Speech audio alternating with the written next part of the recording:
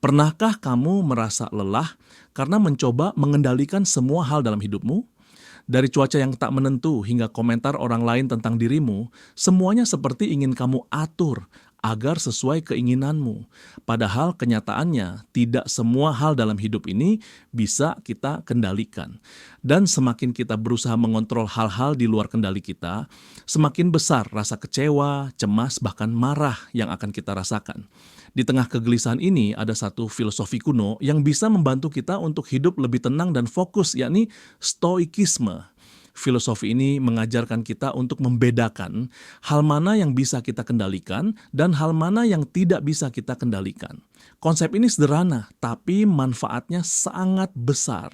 Dengan memahami batas antara kendali dan ketidakberdayaan kita, kita bisa menjalani hidup dengan lebih bijak dan damai. Di video kali ini kita akan membahas tentang hal-hal yang bisa dan tidak bisa kita kendalikan berdasarkan filosofi stoikisme. Kita juga akan melihat contoh konkret di kehidupan sehari-hari. Solusi untuk menghadapi situasi tersebut, manfaat dari praktik stoikisme, hingga kesimpulan yang bisa kamu terapkan langsung.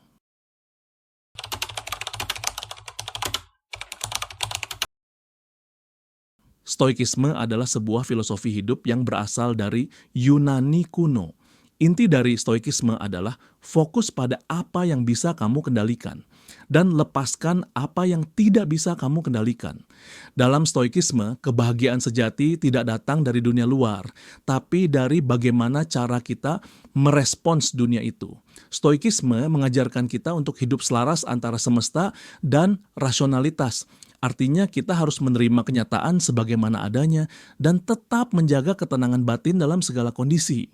Alih-alih mengeluh atau marah pada hal-hal di luar kendali kita, seperti sikap orang lain, keadaan ekonomi, atau masa lalu. Stoikisme menuntun kita untuk menata emosi dan pikiran. Kitalah yang bertanggung jawab atas sikap, keputusan, dan reaksi kita terhadap semua hal itu. Dengan memahami stoikisme, kita tidak hanya menjadi pribadi yang lebih kuat secara mental, tapi juga lebih damai dan seimbang dalam menjalani hidup. Filosofi ini bukan tentang pasrah, tapi tentang bijaksana, memilih di mana keputusan kita seharusnya diletakkan.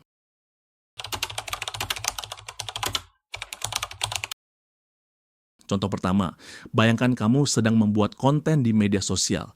Kamu sudah berusaha keras menyiapkan konsep, syuting, editing, dan akhirnya mempostingnya, tapi ternyata hasilnya tidak sesuai harapan. Engagement rendah, view sedikit, dan bahkan ada komentar negatif yang menjatuhkan semangatmu. Contoh kedua, kamu sedang berjuang mendapatkan pekerjaan impian, sudah mengirim banyak lamaran, ikut wawancara berkali-kali, tapi selalu ada alasan penolakan yang tidak bisa kamu prediksi. Padahal kamu sudah berusaha semaksimal mungkin dan belajar dari setiap proses. Kedua contoh ini menunjukkan situasi yang sering membuat kita kecewa. Kita merasa tidak dihargai atau tidak dianggap cukup baik, padahal sudah memberikan segalanya. Tapi sebenarnya, komentar orang lain hasil dari algoritma atau keputusan HRD bukanlah hal yang bisa kita kendalikan. Yang bisa kita kendalikan hanyalah usaha kita, kualitas kerja kita, dan sikap kita dalam merespons setiap hasil. Dalam kasus pertama, kamu harus menerima bahwa kamu tidak bisa mengontrol respons orang lain di media sosial. Yang bisa kamu kendalikan adalah kualitas kontenmu, konsistensimu, dan bagaimana kamu merespons komentar, termasuk komentar negatif. Alih-alih marah atau kecewa karena komentar buruk, coba gunakan prinsip stoikisme. Tanyakan pada diri sendiri, apakah komentar ini berada dalam kendaliku? Jika tidak, maka lepaskan. Tapi jika ada kritik yang membangun, maka ambil bagian yang bisa kamu perbaiki. Begitu juga dalam pencarian kerja, kamu tidak bisa memaksa perusahaan untuk menerima kamu atau mengubah keputusan HRD. Tapi kamu bisa terus memperbaiki CV-mu, meningkatkan fotopolimu, dan menjaga semangat untuk terus mencoba. Stoikisme membantu kamu melihat bahwa usahamu tidak pernah sia-sia walau hasilnya belum seperti yang kamu harapkan. Karena value dirimu tidak ditentukan oleh hasil akhir, tapi oleh usaha yang kamu berikan secara konsisten. Dengan pola pikir ini, kamu akan lebih fokus pada proses, bukan hasil.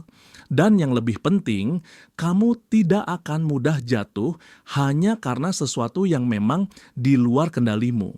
Inilah skill utama dari stoikisme. Membebaskanmu dari beban yang tidak perlu dan membawamu untuk fokus pada hal-hal yang benar-benar penting dan bisa kamu kendalikan.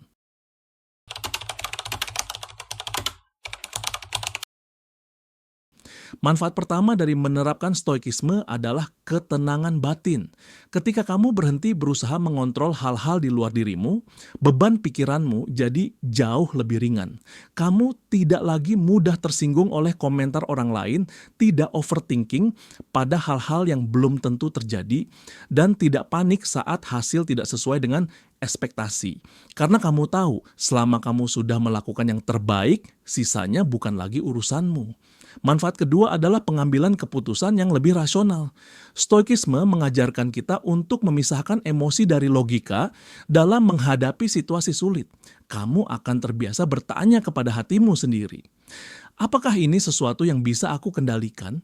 Kalau tidak, kamu belajar untuk menerima, dan jika iya, kamu fokus mencari solusi tanpa drama. Hal ini membuatmu menjadi pribadi yang lebih dewasa, tidak impulsif, dan bisa berpikir jernih bahkan di tengah tekanan. Itu adalah kemampuan yang sangat berharga di dunia kerja, relasi sosial, dan kehidupan pribadi. Manfaat ketiga adalah meningkatkan rasa syukur dan fokus pada pertumbuhan diri. Dengan stoikisme, kamu belajar untuk tidak terus membandingkan hidupmu dengan orang lain. Kamu tahu bahwa satu-satunya hal yang benar-benar bisa kamu bentuk adalah dirimu sendiri. Dan itu membuatmu lebih mudah menghargai prosesmu sendiri. Sekecil apapun kemajuan yang kamu buat, alih-alih iri pada kesuksesan orang lain, kamu belajar melihatnya sebagai inspirasi. Karena kamu paham, setiap orang punya jalan dan waktunya masing-masing, dan itu bukan sesuatu yang bisa kamu kendalikan. Dengan menerapkan stoikisme, kamu tumbuh menjadi pribadi yang kuat dari dalam.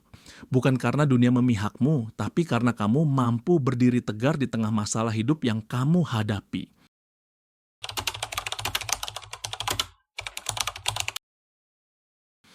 Dari semua yang telah kita bahas, satu hal menjadi jelas, hidup ini tidak akan pernah sepenuhnya bisa kita kendalikan.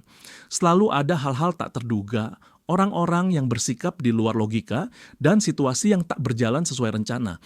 Namun, bukan berarti kita harus menyerah dan pasrah begitu saja. Stoikisme hadir sebagai jalan tengah. Kita tidak mengontrol segalanya, tapi kita bisa selalu mengontrol diri sendiri. Dengan menerapkan stoikisme, kita belajar untuk hidup dengan rasional. Kita berhenti membuang waktu pada hal-hal yang tidak bisa diubah dan mulai melangkah pada hal-hal yang bisa kita kendalikan, yaitu sikap, pilihan, dan tindakan kita sendiri. Kamu tidak bisa memilih bagaimana dunia memperlakukanmu, tapi kamu selalu bisa memilih bagaimana kamu meresponsnya. Dan dari situlah jalan keluar dari masalahmu muncul. Filosofi stoikisme adalah sebuah prinsip hidup yang sangat relevan di dunia modern yang serba cepat dan penuh distraksi. Ini adalah pondasi mental yang kuat untuk menghadapi dunia yang seringkali tidak bisa ditebak. Terima kasih sudah menonton video ini. Jika kamu merasa konten seperti ini bermanfaat, jangan lupa untuk like, share, dan subscribe. Sampai jumpa di video berikutnya. Salam stoik!